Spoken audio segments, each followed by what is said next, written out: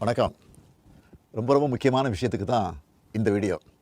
இன்றைக்கி காலையில் நம்ம அரசு சார்பில் ரூபாய் 5000 உங்கள் அக்கௌண்ட்டுக்கு வந்திருக்கோம். எதுக்காக இந்த பணம்? நாங்கள் ஆட்சி பொறுப்பேற்றப்போ கொரோனா உச்சத்தில் இருந்துச்சு.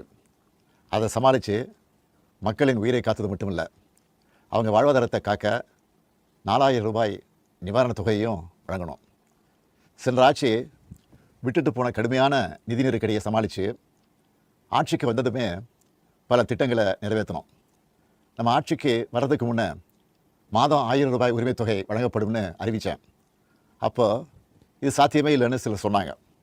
ஆனாலும் நிதி நெருக்கடியை சமாளித்து ஒன்றிய அரசினுடைய ஓரவஞ்சனையை மீறி கடந்த 2023ஆம் ஆண்டு செப்டம்பர் மாதம் முதல் கலைஞர் மகளிர் உரிமை திட்டத்தை வெற்றிகரமாக செயல்படுத்திட்டு வரோம்.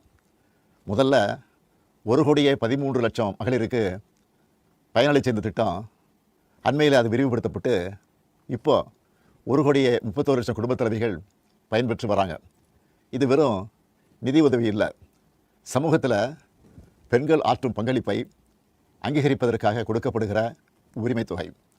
இந்த தொகையை வச்சு அன்றாட வீட்டுச் செலவுகள், குடும்பத்தில் ஏற்படும் மருத்துவ செலவுகள், குழந்தைகளுக்கான கல்வி செலவுகள் என பல அத்தியாவசிய செலவுகளை மகளிர் தாங்களே நிறைவு செய்ய இந்த திட்டம் வழிவகுத்துச்சு.